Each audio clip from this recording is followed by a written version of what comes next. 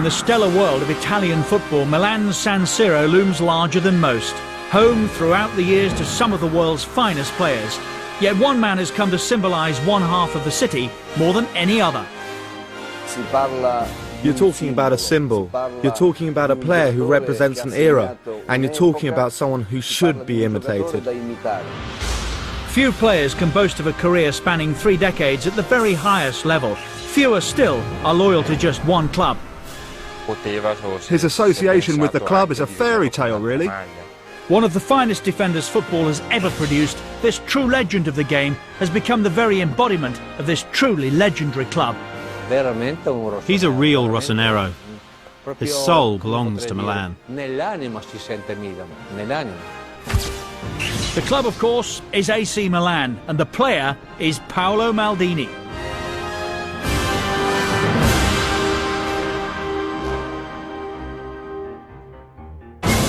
In terms of the modern game, Paolo Maldini is something of a throwback. Serie A debut at 16, still playing aged 40. More than 1,000 career appearances, capped 126 times by his country. Ability, agility, strength and spirit.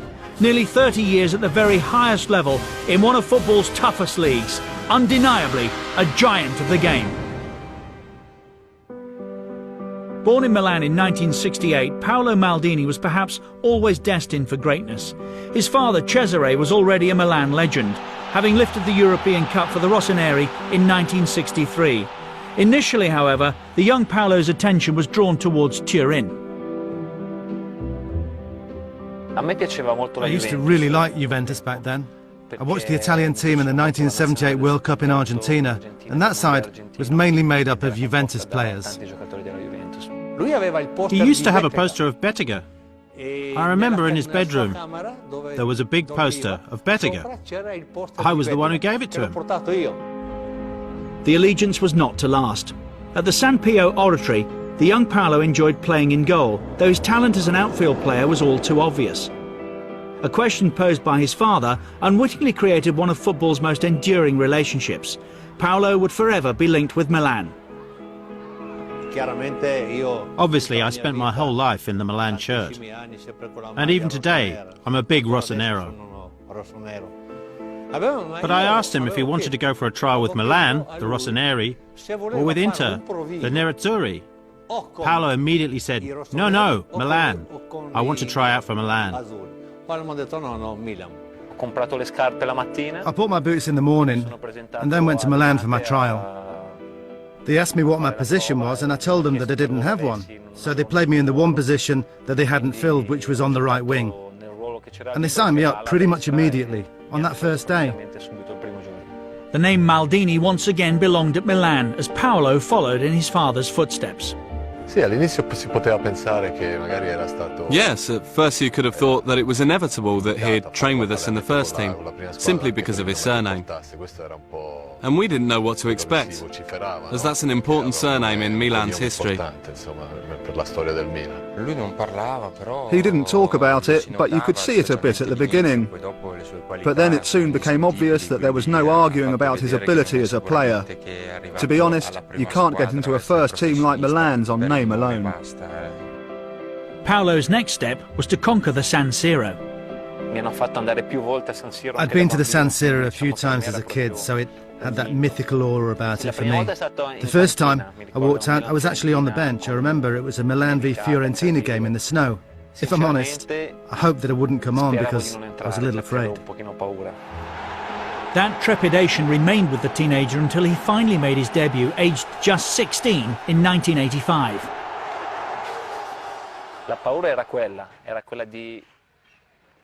That was scary, but the idea was always to be good enough to play at that level. I remember after the first few minutes I got the ball and I passed it back to the keeper, and it was only then that it dawned on me that I was finally playing in Serie A. And playing in good company too, alongside the legendary Franco Baresi. He was very young, so I tried to give him some advice, but he needed very little. He was already a great player. It was immediately obvious that here was a top-class player. Even at 17, he had a strong character and was eager to learn.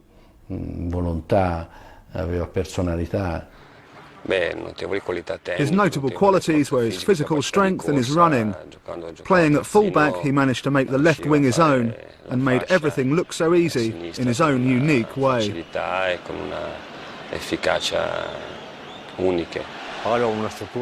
has an extraordinary physique.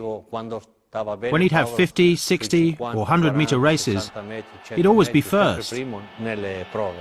So he's got the physique of an athlete, not just a footballer.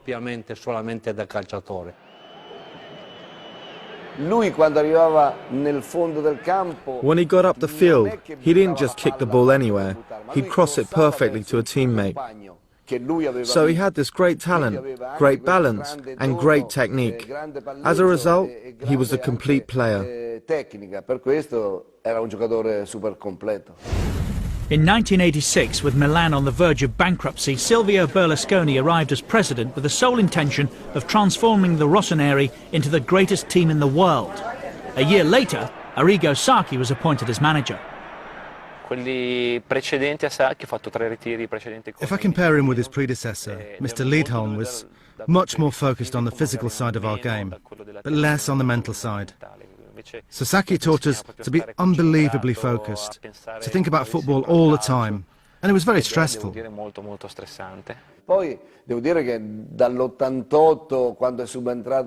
From '88, when Sacchi arrived, they had a much more competitive team. They had Tassotti, Maldini, Baresi, Gullit and Van Basten. They had great players, allied to a great coach, and in those years they started to win, not just in the derbies, but also cups and championships.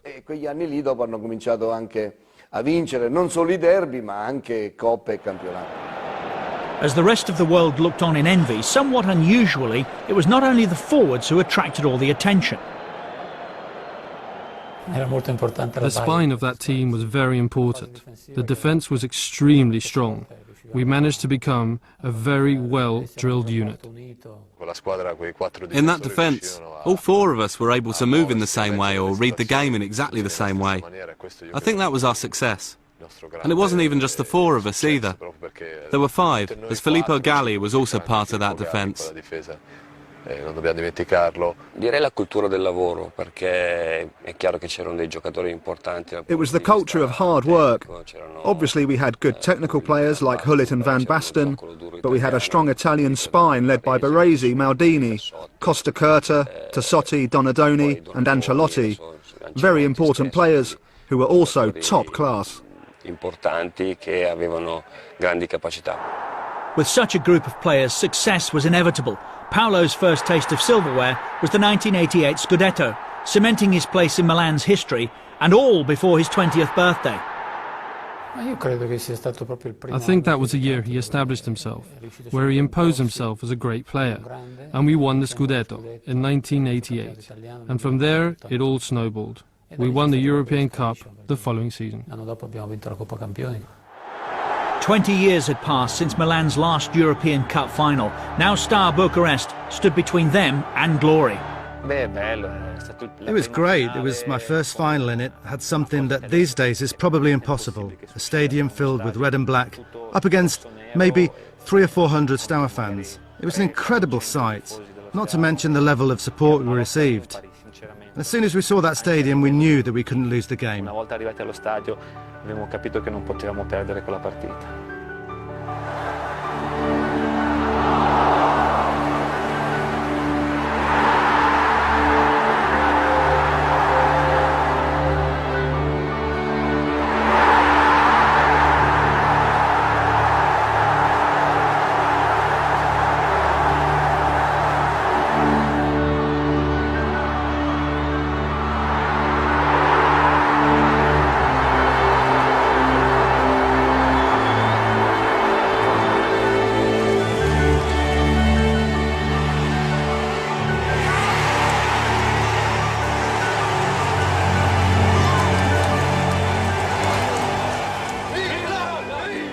Berlusconi's dream was becoming reality. Milan were now Europe's dominant force. If further proof were needed, the following year Maldini and company had the chance to defend their crown against Benfica in Vienna. Once you win the Champions League or any championship, you always hope to win again. But you know it gets harder and harder to win them. The fact of having won one, though, completes you as a footballer. I think in those years Paolo became a true Milan player, a really important player who would then make his mark with the national team. Still only 21 and a double European champion, Paolo was indeed an established international. His father Cesare had set the ball rolling, selecting him for Italy's under-21 squad in 1986. But once again his ability pushed him rapidly up through the ranks. Paolo was just 18, so he was ahead of schedule. But he only ended up playing one season with us. The Italian manager at the time, Aurelio Vicini, called me aside and told me that he wanted him in the squad, with the main team. And so I said, okay.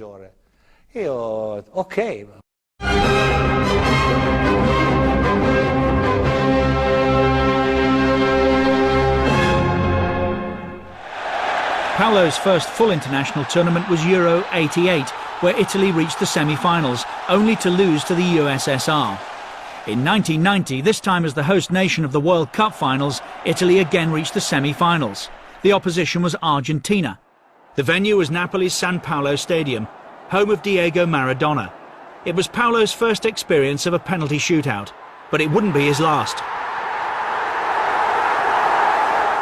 I think in that World Cup we deserved to get to the final. We played so well.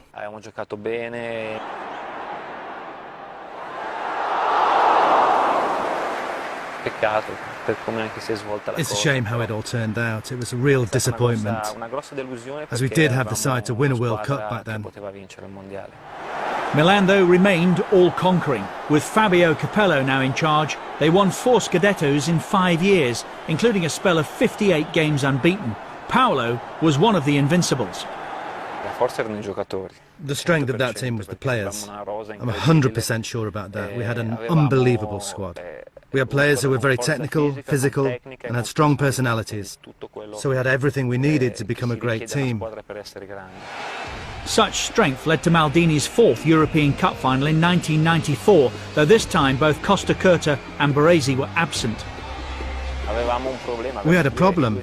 We had our 2 centre-backs suspended for that game, and that could have been a great disadvantage against a really good attacking side like Barcelona, who had Romario up front. I remember it being a very tough game, but Barcelona didn't help themselves with their attitude. Il Barcellona ci caricò molto, l'atteggiamento del Barcellona.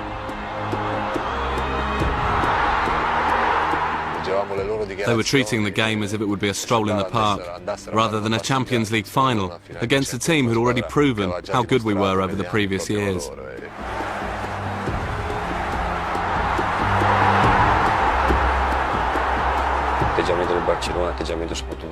Barcelona and their manager Johan Cruyff seemed to think the game was already won.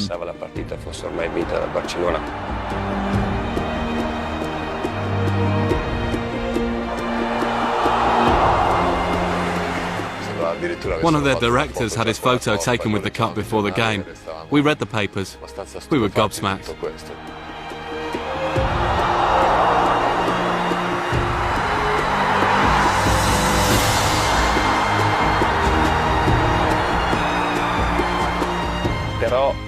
However, the fact that we were playing as underdogs for the first time helped push us a little more.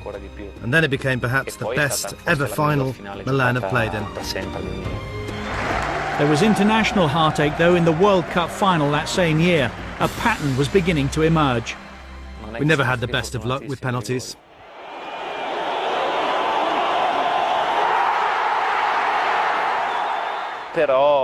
However, this time I think we came up against a side like Brazil who had actually played better than us throughout the tournament. And who deserved to win it on the day too.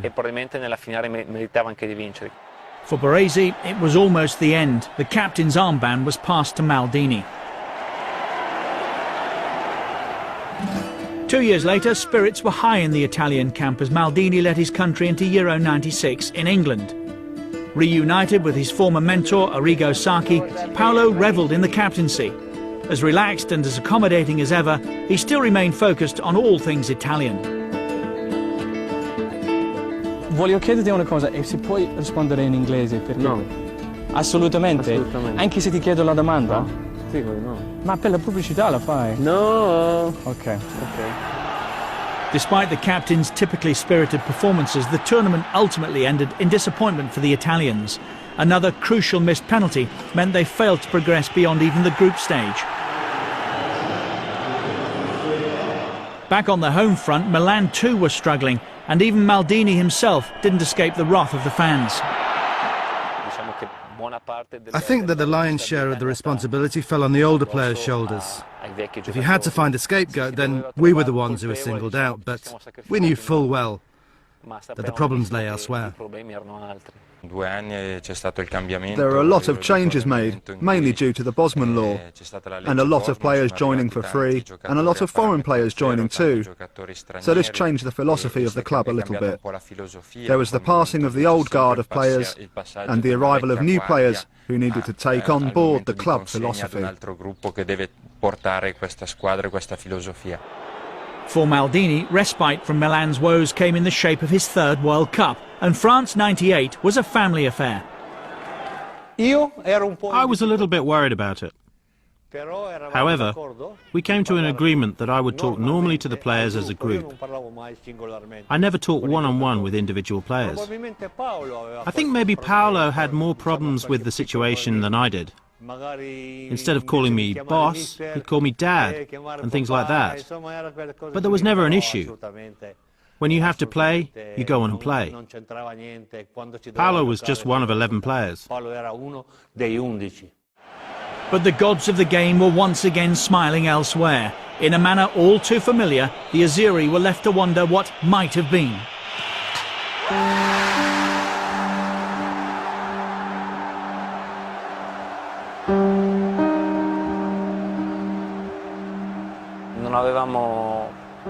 I don't think we were as strong as the sides in '94 and '90, but even then, if it wasn't for that defeat against France, we would have been up against Croatia in the semi-finals, and the door to the final would have been wide open. As the new millennium arrived, history was made. Paolo made his 113th international appearance and became at the time Italy's most capped player. But opportunities for international glory were few and far between, and in the final of Euro 2000, another slipped away. Once again, France were the victors, this time courtesy of David Trezeguet's golden goal. I think maybe that team was a little weaker than before. We'd given everything we could give. We had to accept the result, even if it wasn't the right one. Sadly for Maldini, such a result remained forever elusive. In 2002, the World Cup in Japan and Korea proved to be his international swan song, and not a happy one, as once again Italy was struck by the curse of the golden goal against the hosts, South Korea. That was horrible. A horrible exit. A ridiculous game. It was just a really bad memory there. In part because of the atmosphere out there in the Far East. It was totally different to what we were used to from the football fans, in the way they supported teams and so on.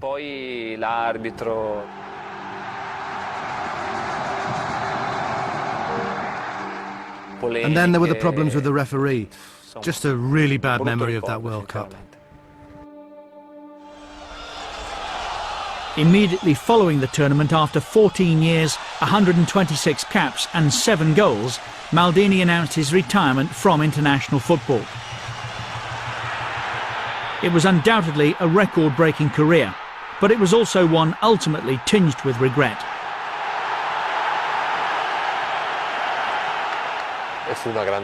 It was a great disappointment for him. Paolo never achieved what he should have done with the national team, even if he did get to a final. In all the World Cups I played in, Italy have always been one of the main contenders. But there is such a small difference between winning and losing.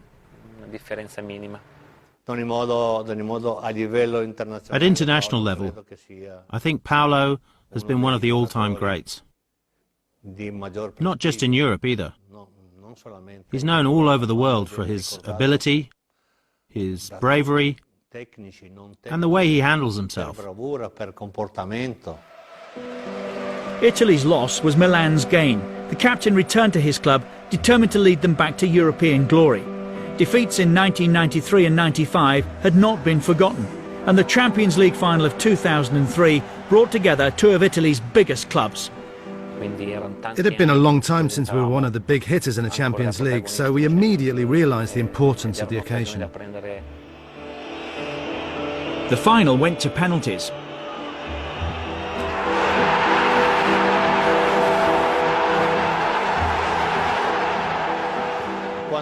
When Paolo lifted the European Cup, just incredible.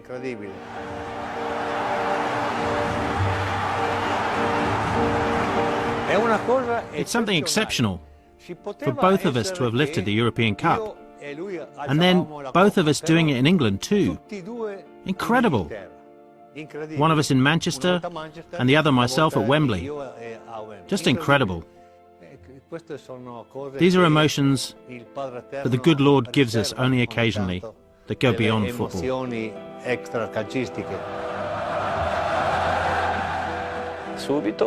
They are the moments when I think that Milan is the best club in the world.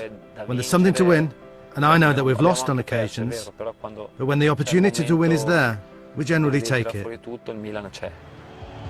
One such opportunity not taken by Milan came 2 years later against Liverpool in Istanbul. Paolo's 7th European Cup final saw him make his mark early in one of the most astonishing finals ever.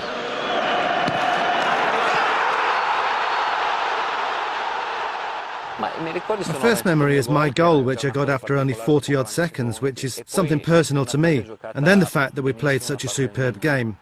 If we decided on points, then we'd have won easily.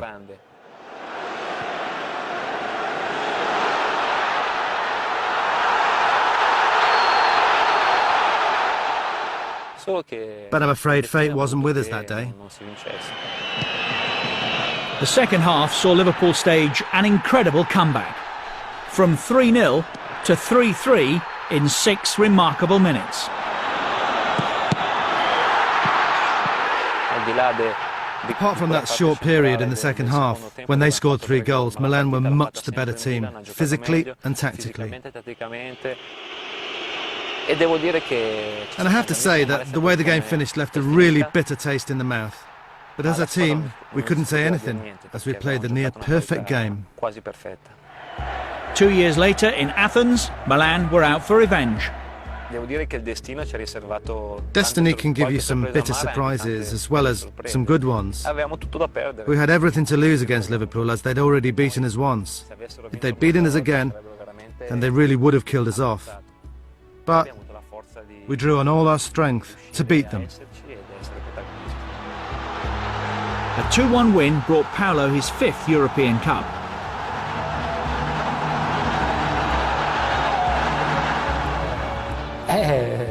That's the difference between normal players and world-class players. Paolo Maldini managed to win the Champions League at nearly 39 years old, because he is an incredible athlete and an exemplary professional.